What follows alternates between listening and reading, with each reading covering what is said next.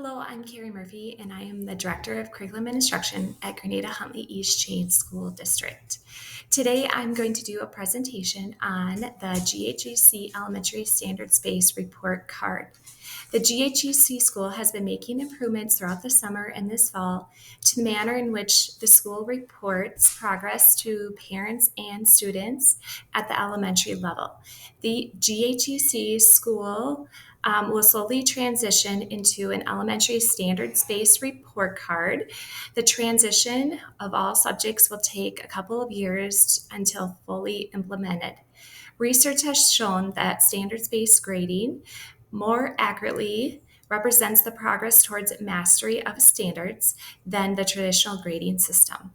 Our middle school has already been using standards-based grading, or they call it learning-based grading, and our hope is that it will help bridge the gap with transitioning our students to that level.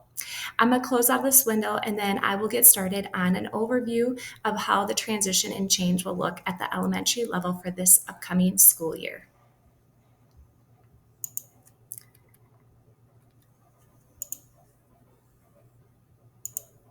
So standards-based learning grading, this is a shift from the student, the teacher, and the parent's mindset.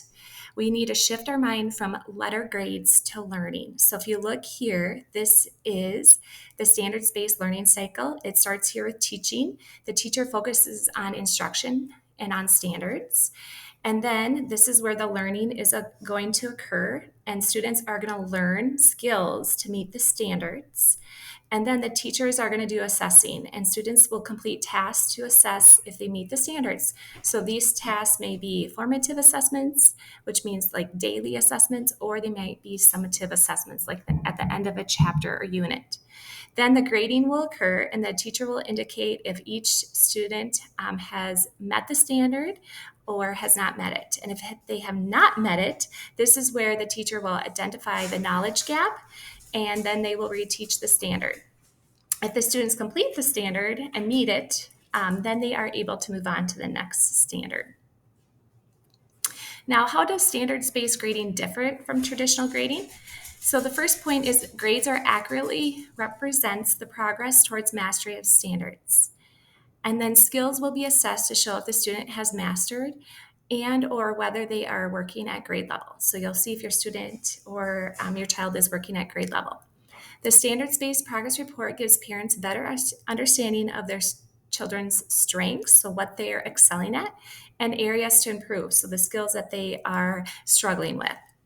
And lastly, standards-based grading measures students' knowledge of grade level content over time, so throughout the whole school year. So when a standard is introduced, maybe at the beginning of the school year, it's going to be reviewed throughout the whole year to make sure that they are retaining that skill.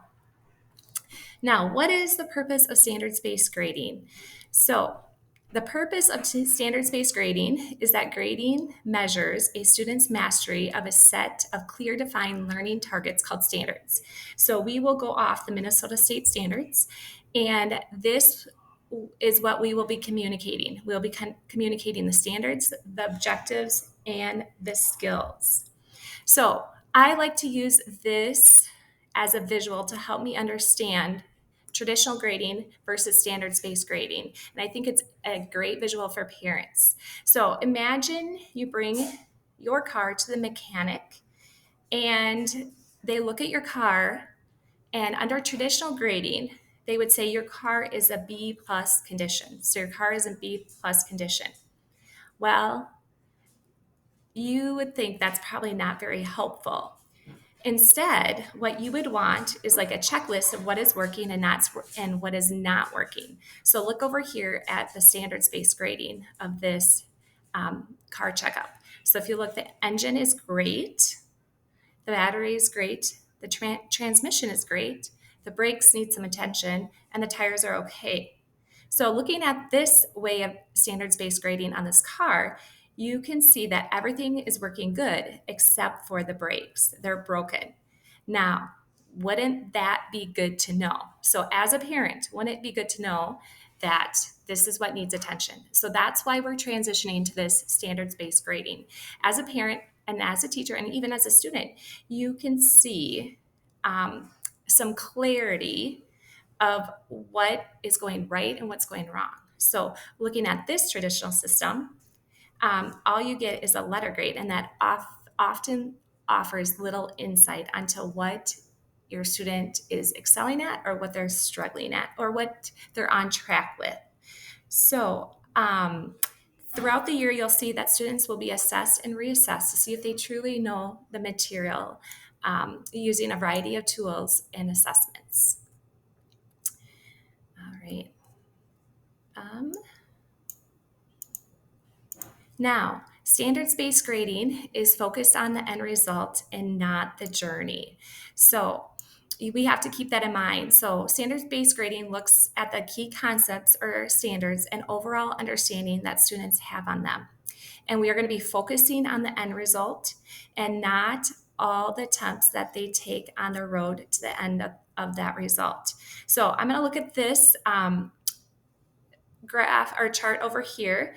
And this is an example that I love and I like to keep it in my mind because it's a great example that's showing a couple of things. The first thing I think it shows is that it's going to show the system, the 4-point system, and I'll talk about that more in a minute. But it's going to also talk about if this student was using a traditional grading system and they got on a bike for the very first time and they failed and they fell off and they couldn't ride it, they would get an F. If they got on it again and went a little bit farther but fell off, they would still get an F. And so the third time, if they got on the bike, they went a little bit farther but they fell off again, they would still get an F. And that could continue to go until the very end where they're able to get on the bike and independently ride their bike.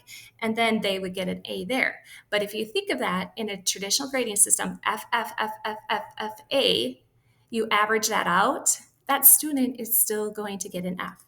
So standards-based grading looks at the result. So we're looking for the progress of the student. So at a 1, the student maybe is not meeting the standard yet. So like riding a bike, the student is riding a bike, but only using training wheels. Okay, a 2 is they're progressing towards the standard. So the student is pedaling and standing upright as long as someone is assisting them. So that's where they get a 2. They're starting to get the skill or concept, but they need a little assistance. And number 3, they're meeting the standard because they are able to successfully ride the bike independently. So this is where we want the students at 3, and I'll talk more about that on this next slide. And lastly, number 4, students can exceed the standards. So the student can not only ride the bike independently, but can also perform stunts. Okay, now what does our grading system look like? So our target is 3. So here are the terms that we will use. So on the report card, if there is a blank, that means it's exempt and the student does not need to complete the standard or the standard has not been taught yet. So you don't need to worry about that. If there's an NG, that means no grade. A grade cannot be given due to incomplete work or unable to complete. Number 1 means they're not there yet. They demonstrate minimal or no understanding and does not meet grade level standards with support. Number 2, they're developing grade level standards. They demonstrate partial understanding of grade level standards with or without support. And number 3, this is where our target is. I'm sorry, my arrow's a little bit higher, but it should be at the 3. That meets grade level standards. And this is what we aim for, that they demonstrate understanding of grade level standards consistently and independently. And number 4, exceeds, demonstrates understanding beyond grade level. So we are aiming for 3. If we get to 4, that is awesome, but we will aim for 3s by the end of the school year in the standards.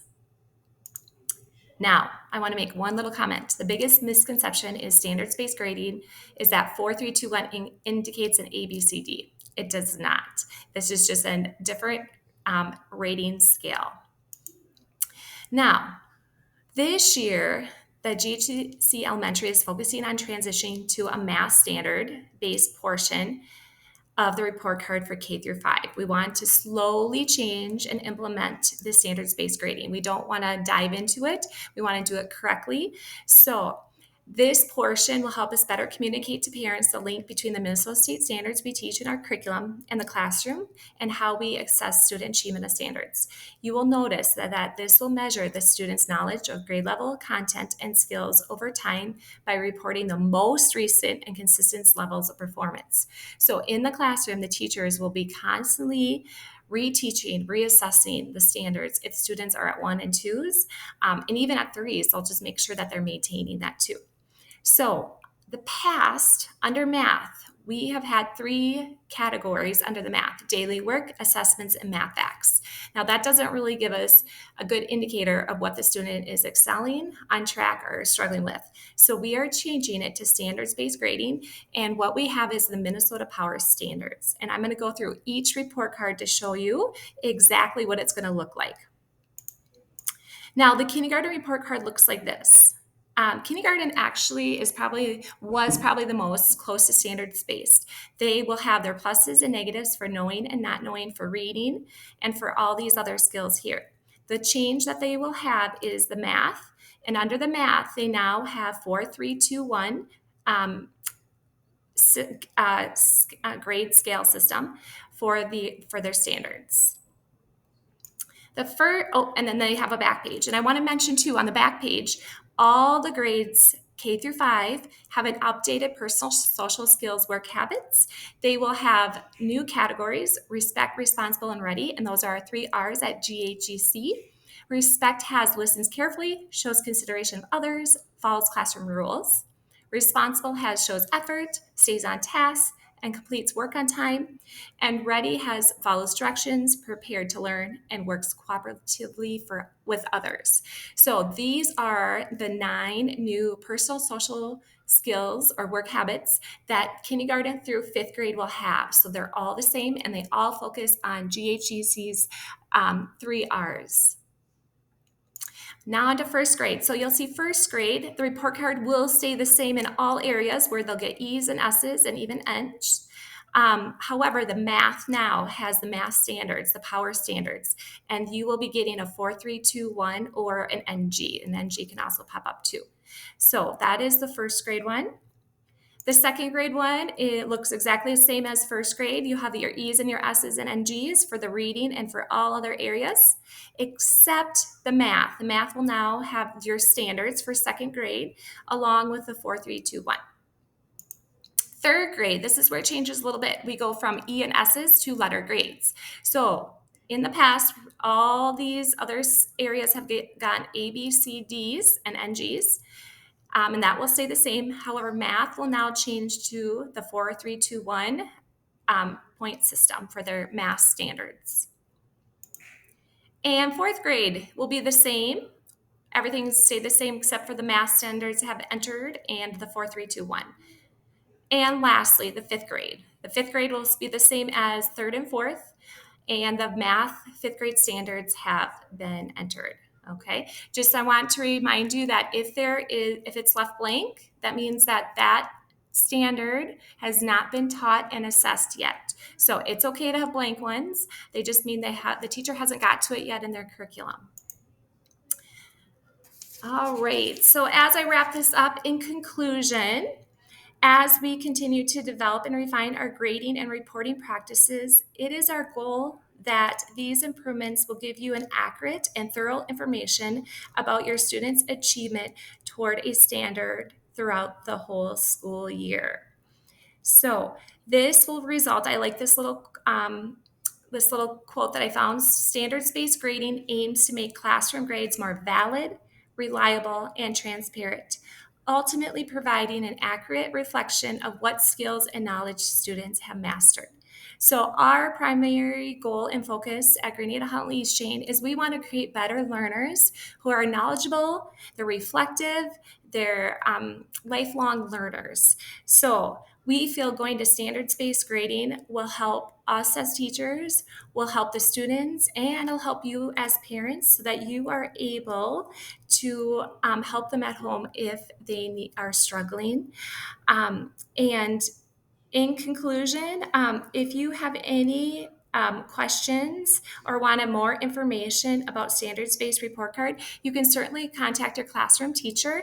But you can also contact me, Mrs. Murphy. Here is my email down here, and here is my phone number with my extension. And I would love to meet with you and talk with you on standards-based grading. Hope you see this great change and transition for our school and for your student. Thank you, and have a great rest of your day or night.